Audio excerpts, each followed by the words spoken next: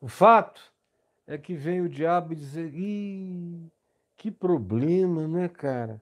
Não tem pão aqui, não tem pão, mas olha só, que eu catei aqui um monte de pedrinhas, algumas até bonitas. Você pode sair transformando tudo isso em pão. Tá com muita fome, olha só que broa gostosa que isso aqui daria. Come, come. Pai, eu te agradeço porque tu transformarás essa pedra em pão para mim.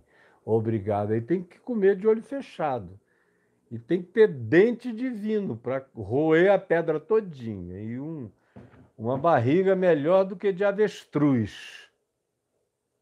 Ou então, olha só que gracinha, transforma isso numa hóstia, num pãozinho gostoso, num bolinho árabe. Por que tu não fazes alguma coisa para ti? Não te falta poder. Afinal de contas, tu não és o filho de Deus. Se tu és o filho de Deus, então, olha, transforme essas pedrinhas em pães. Pão gostosinho.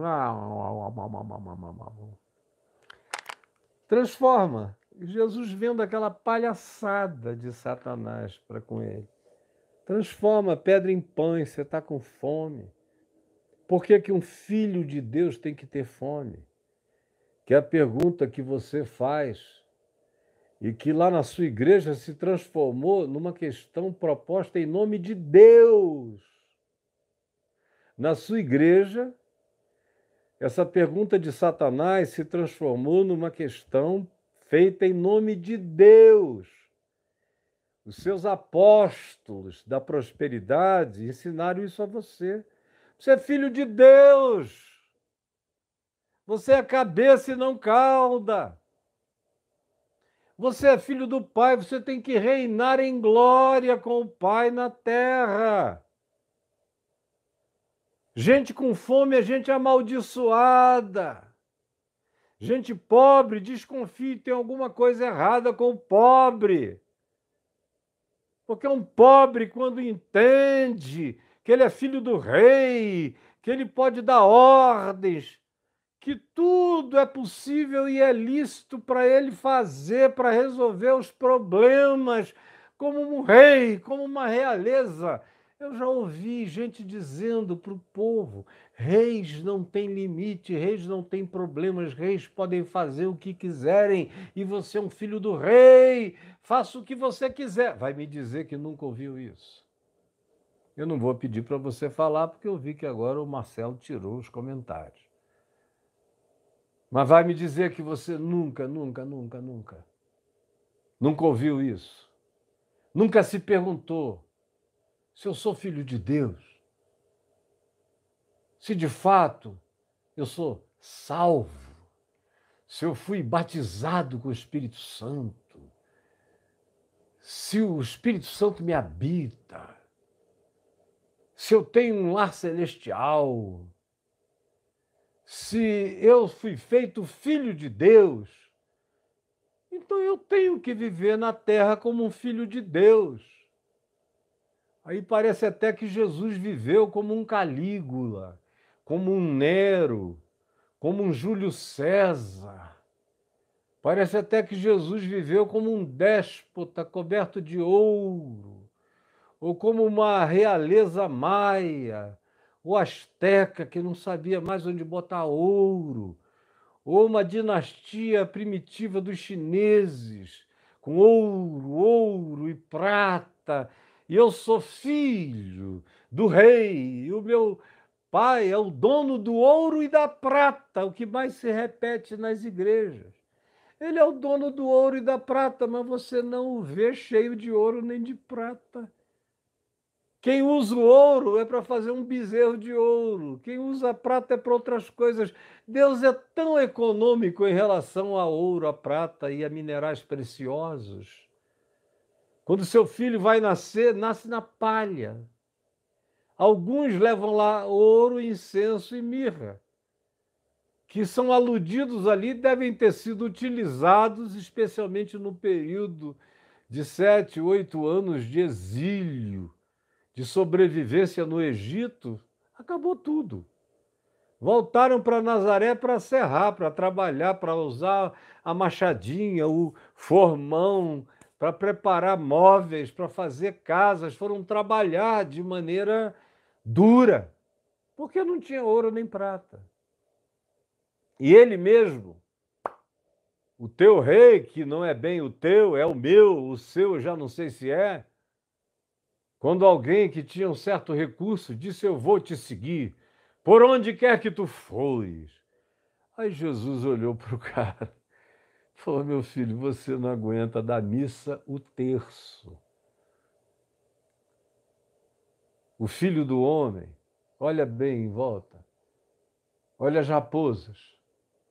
Todas elas têm os seus covis, como ali na chácara para onde eu me mudarei com a graça de Deus, assim que eu possa concluir a casa lá. Tem raposinhas. E elas têm os seus covis, as suas tocas. Os tatus, tem muito tatu lá também, tem as suas tocas. As cascavéis, que também tem lá. Não muitas, mas algumas. Devem ter as suas tocas. E tem toda uma vida ali de sobrevivência predatorial. As raposas têm os seus covis, disse Jesus ao homem que queria seguir com ele, que não aguentava da missa o terço. Mas eu, o Filho do Homem, não tenho aonde reclinar a cabeça.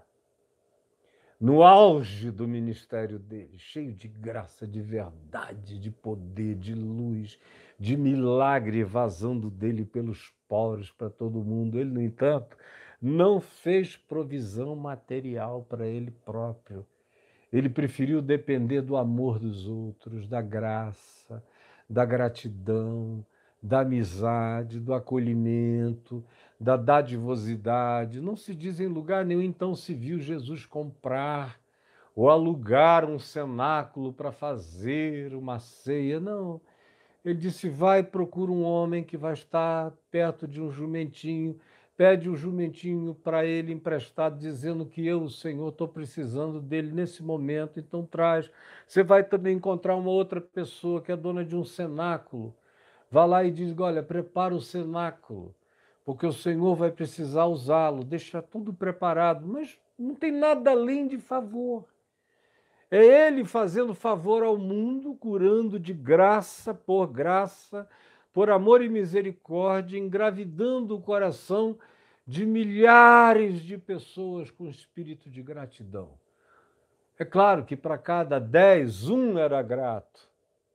É a média ponderada do Evangelho e da vida. Hoje em dia, até para cada 100 que são beneficiados por você, você encontra um grato. Cada vez diminui mais. Quanto mais a iniquidade cresce, mais o amor esfria. Quanto menos amor, menos gratidão, menos memória, menos fidelidade grata para com o bem recebido.